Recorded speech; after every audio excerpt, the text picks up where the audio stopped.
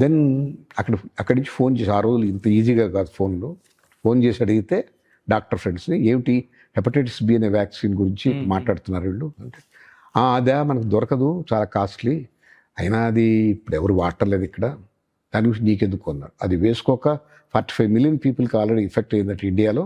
India is highest score. మనం చైనాకి ఒక కొంచెం తక్కువలో ఉన్నాం, వాళ్ళకి 50 మిలియన్, మనం 45 మిలియన్ అట. అందరూ వేసుకోమని WHO మ్యాండేట్ ఇస్తే మనం వేసుకోలేని గొడవ పెడుతున్నారంటే వాళ్ళు అంటారు, కానీ ఎక్కడ దొరుకుతుంది, ఇక్కడ చాలా ఖరీదు అది అంటే.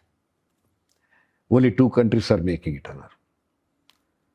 నేను ఇండియాకి వచ్చేసి అంజిరెడ్డి గారి దగ్గరికి వెళ్ళాను, రెడ్డి ల్యాబ్స్. దాని గురించి అవమానంగా మాట్లాడుతున్నారు, మీరు చేయండి సార్. ఆయన ఫార్మాస్యూటికల్లో జైంట్. అపోరా బయోటెక్నాలజీ ఇక్కడ ఉంది అన్నాడు ఆయన. అది బయోటెక్నాలజీ బేస్డ్.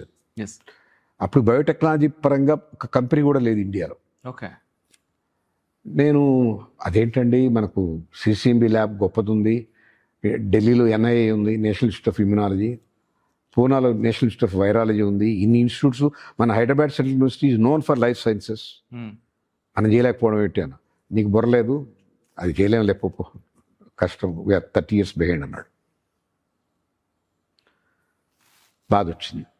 అంటే ఈయనకి ఆత్మవిశ్వాసం లేదు, మన దేశం మీద, మన సైంటిస్ట్ మీద నమ్మకం లేదు.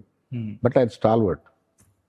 ఆయన కాదన్నాక ఇంకో కంపెనీని అడిగాను, పిరమిడ్, బాంబే, వాళ్ళకి తెలిసిన వాళ్ళు. Okay sir, the Biotech based అది, ఆ vaccine we can't, very difficult, it takes time అన్నారు. ఇట్లా అని చెప్పి నేను అమెరికాకి వెళ్ళి ఈ టెక్నాలజీ డెవలప్ చేసిన వాడిని అపాయింట్మెంట్ కోసం ట్రై చేశాను, నా కజిన్ ద్వారానే. Okay. After week I got the appointment. వాడు వెయిట్ చేయనిచ్చి you are coming from India అన్నాడు. Yes, poor country, that's okay, please let us talk business అని.